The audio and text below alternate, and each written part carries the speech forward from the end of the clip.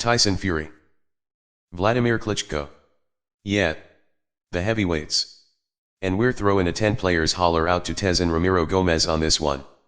And a big holler out to all the players in the UK. This won't be our last time speaking on this fight. We hope not anyway. Plus we're hoping the heavyweight division makes a comeback. Now Tez asked us to kick some thoughts on this fight when Klitschko pulled out with an injury. As y'all probably know, the fight's been rescheduled to go down on November 28th. Now the initial thoughts by most hardcores was that Klitschko pulled out of this one out of fear. You know. Got spooked by all Tyson's antics. We can understand that assumption, but honestly don't know. We sure the fuck wouldn't bet our life on it. One thing's for sure. Klitschko wasn't trying to duck this fight.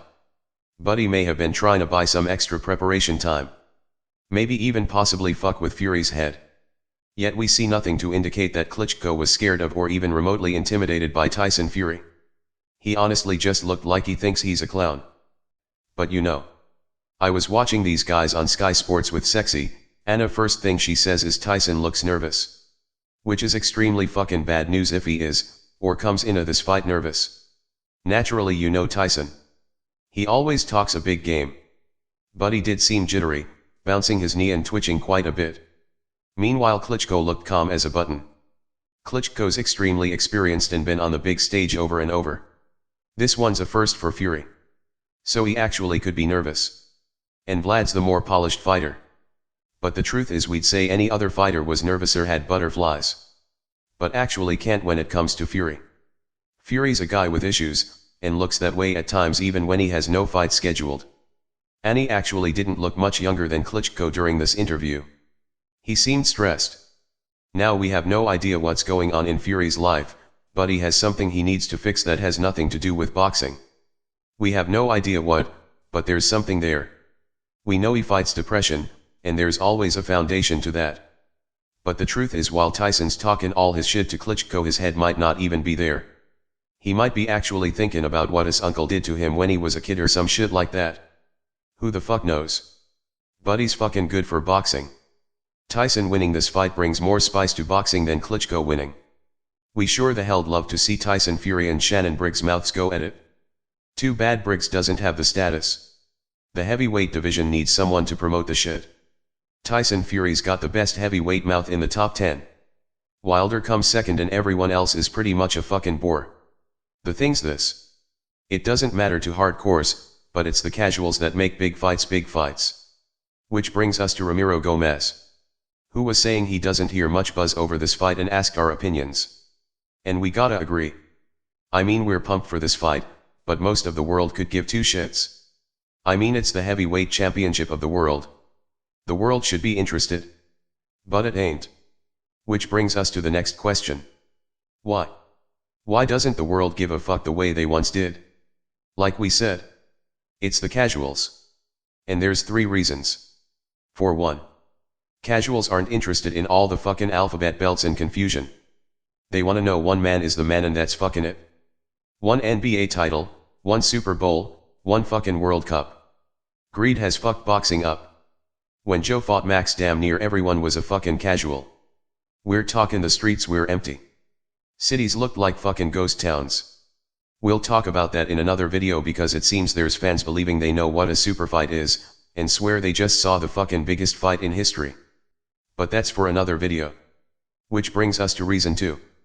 Promoters. These promoters fucking suck.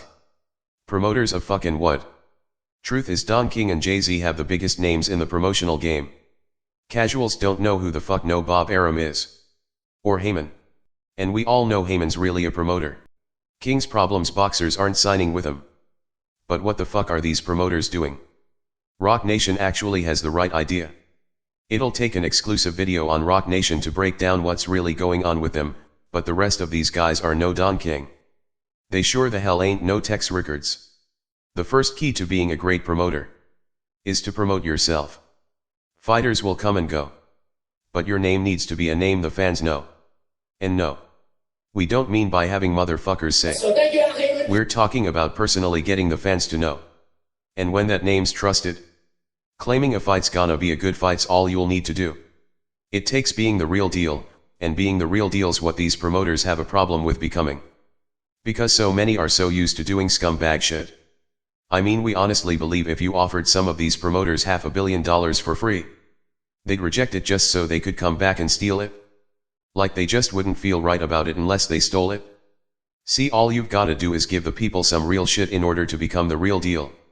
These promoters are so worried about their fighter having a name and protecting that name, and creating a monopoly, that they give the crowd shit, because they don't want to lose their investment with a loss. What they don't get is they need to become the investment themselves. Don King was the type of promoter who'd go on every show in the nation waving his flag. Few promoters do that. They suck. Wanna know where these guys promote boxing? They promote boxing where boxing fans are. And then fans wanna call some of these guys geniuses. That's not promotion. That's a fucking notification. It might sound like the same thing if you look it up. But it ain't. If I wanna make something grow, I'm not gonna promote it where it already is. I wanna promote it where it fucking ain't. But fuck it. We're shutting it down here, because we're not telling these guys how to make bundles. Because they sure the fuck wouldn't be giving us anything for giving them a clue that made them billions anyway. And the third and final issue is fighters. These fighters have no clue that they actually need to promote themselves. And the few who do have no idea how. Take Thurman. Thurman could easily be the biggest thing in boxing money-wise. And we mean easily. This shit is so easy it's mind-blowing. And these guys have no clue how. And Heyman sure the fuck ain't telling them. Could that possibly be because Heyman don't know? Could the geniuses possibly have no idea where the real fucking market is? And could the irony be it's actually cheaper to advertise with this market that would make boxing 10 times what it is overnight? Well, that ain't the business we're in. We're just some lazy motherfuckers. But the promoters in the promotional game are just as deceived by the illusion as the hardcores who think they're good at what they do. Like the answer's right in front of everyone's face. See, the Maypac fight wasn't big because they all knew who Mayweather and Pac was. More than half the motherfuckers that paid for that shit knew nothing about the drama or who these guys even were. We know because we had a fight party. Which we never fucking have. And more than half the people there were like, hey, can't wait to see this fight of these guys we never heard of, is it gonna be good? Unfortunately, when it was over they were like, hey, I ain't never gonna watch boxing again. Oh. By the way. We made everyone clean their own shit. Just a little player tip. You know how they always have those movies with white kids throwing a big party while their parents are away? Then the other teens all fuck the place up and go about their way leaving a mess. Well, lots of adults do that stupid shit too. Yeah. They're fucking dumb. But not us.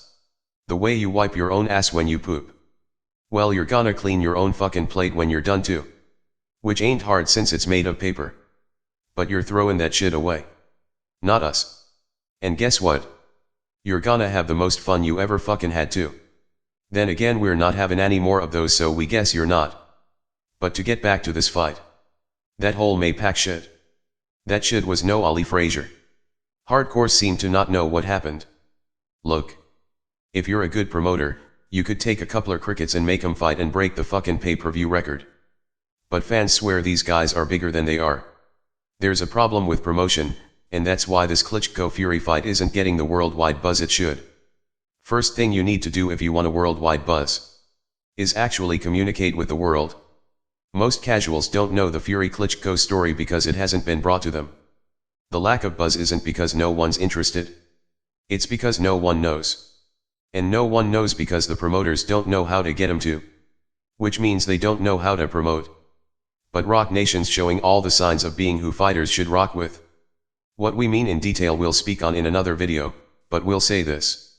Which we already said. If you want to be a great promoter, promote yourself. It shouldn't be you trying to get the fans to know you through your fighters. I want to thank Al Heyman. It should be the fans getting to know your fighters through you instead. Rock Nation's showing all the signs of being the ones not to sleep on. Cotto Canelo's happening, and they seem to be serious about a Ward fight with a big name. Perhaps Wilder signing with Rock Nation would have actually been a bad idea. Because maybe they'd want to see him fight a real name. Once these foundations are set and these promoters start getting it, then there'll be a bigger buzz on fights like Klitschko Fury. As for the technical aspects of this fight, and what to expect from these guys in the ring, we'll speak on that as the fight gets closer. But these are our thoughts on the whole lack of buzz, and fight rescheduling. We'll speak on more of this shit later. So until then. Peace. We're out.